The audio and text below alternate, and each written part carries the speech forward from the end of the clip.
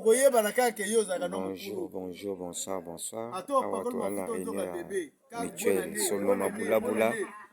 Oyo bureau.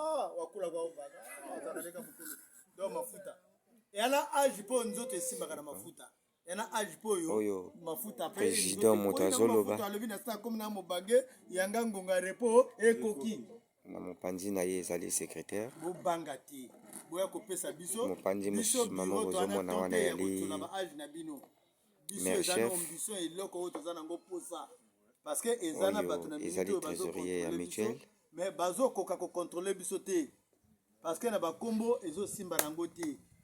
Oyo ezali trésorier adjoint ya mutuelle. O badangi yango ozali biso kana acte de naissance sala photocopie yaka biso kana yango.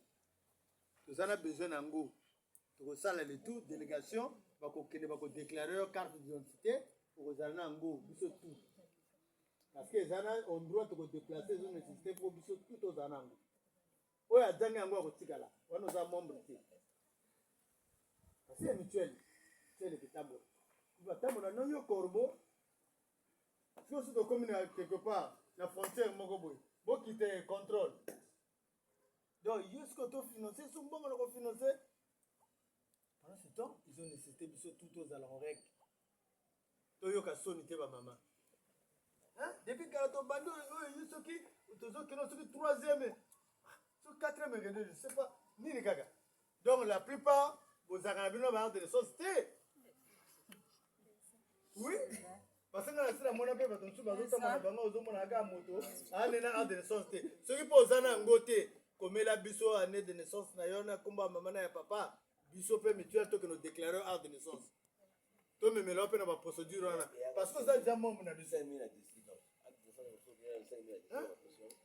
Nini kaka? Sono donc na minute oyo komi na étape ya biso sono botsa matoi ezo nécessité biso na minute oyo butu pe ko moi eloko tu ezalaka na avancement nango avancement eloko tu ezalaka biso pe tolingi pe toyokana lokola ndenge ba association mususu ezoyokana ndenge ba mutuelle mususu ezoyokana but na biso pe eza wana to apena droit pe ya ko bénéficier to apena droit pe ba membre na biso tozana bango pe lobi pe basala quelque part tolingi pe te ke membre na biso moko un jour likambe kwei azanga 500 francs ya koya kodie but na biso ekomi wana tolingi te membre moko a souffrir na ndako pardon. Je vous en prie, n'andenge tozali, étape tokomi. Donc na minute oyo, ba misusu bazwaka raison, soka afandi, mais pe kuni baga pe kwa kudla, ok na sima la forêt kuna, musika, biso tozo chez bureau.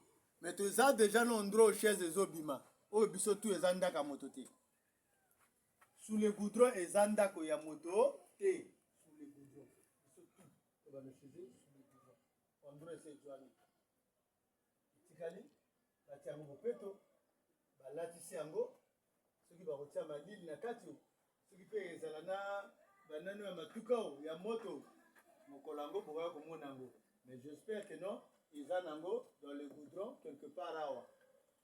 Ils ont déjà bokomona bino moko pe to aka na mboka biso tu, to bano tambola, bokomona pe bash ndenge ke bima quelque part.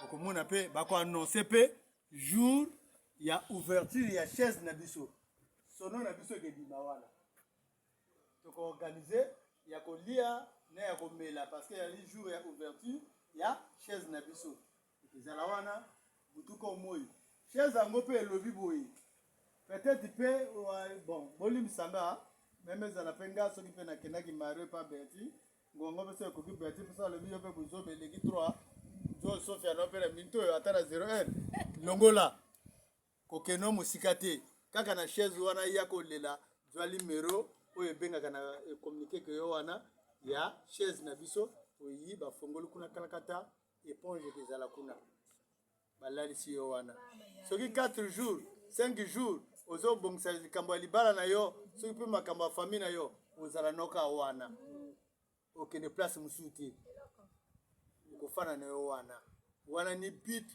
oyo tokomi nango ya mutuelle na biso balobi teke bino bokende ofinga mibali parce que oyebi ke yo mobali ata na minute oyo babengisika place eza kuna ya chaise na biso ya mutuelle tolobi bongo na sensi ke no ya kosouhaite mabe te mais na sensi ya kobombisa deja bamombe na biso kosécurize bango mabe yela bango te parce que yana makambo ebele elekaka tomonaka yango ou bien bolimisanga mwa ndako mpe okozwa kusurki na ndako soleleki na bana butu wana te tolala awa te boyo na butu wana okende wapi telefone ngiri conseiller charge ya communication moto wana baclere soki nani loba na yake nofongola kuna ngawa kusurki butu wana bakoyaka bafongoli chaise bazwi matela apesi yo olali donc etani bakoyeba ndenge nini nakoregistre situation na yo donc wana ekomi but ya mutuelle ekezala mpe na bamama boyo bana biso na kati ya mutuelle awa totalaka selon nde tozomona yana bamisusu awa basalaka te ekomi nécessité mwa aide tobanda osala mpe aide wana tokomi na systeme wana tomoni yo otekaka koko totali évolution na yo ya koko moto abandaki na 5 paquet mais na minute on dirait aoteka lisu te akoka lisu te biso tokoyede yo continue koteka koko wana parce que ntango yo ozodwa babénéfice ya koko wana ni wana ozoya kosala seke okoka na kati ya mutuelle. Donc pardon, je vous en prie, bomema biso bafotocopie ya bacarte d'identité na biloko wana tout bakotape na ordinateur bakoenregistre biso tout na kati ya ordinateur.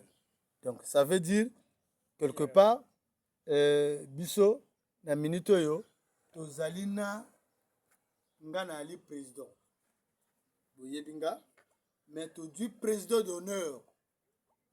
d'honneur oyo akosala mpana en général na biso président d'honneur ale awa te président d'honneur yango ya mosika ana mikili ya poto donc lelo awa nde tofandi awa ana besoin mona biso tout pare appel vidéo ye mpe akoloba bino boyoka ye depuis poto donc soki bomoni bazofilme biso awa image ezokende ye mpe ana besoin mona biso ape na badire akoloba devant tous les membres ya mutuelle ya radio mutuelle sono mabula bula yango wana tozoloba ke bosala bozoba te ya lokola soki oyebi diza mobali wana asombaka mafuta kosalaka ye monoko ebele te pase mokolo osala monoko bapika kwana mafuta mfunda boyi kutuka mokutire wana deja otrahir bato tu bayebaka yana likambo na mobali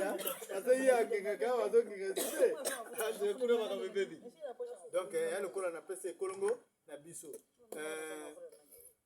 président ya sono en même temps conseiller en même temps chargé ya communication okoki oali no prêt ya kolancer direct kuna otia biso en ligne na ye tosula na ye amona bamembre oyo tout ye mpe aloba en dehors yanga boyeba président d'honneur yina président d'honneur azala awa te aza na mikindi ya poto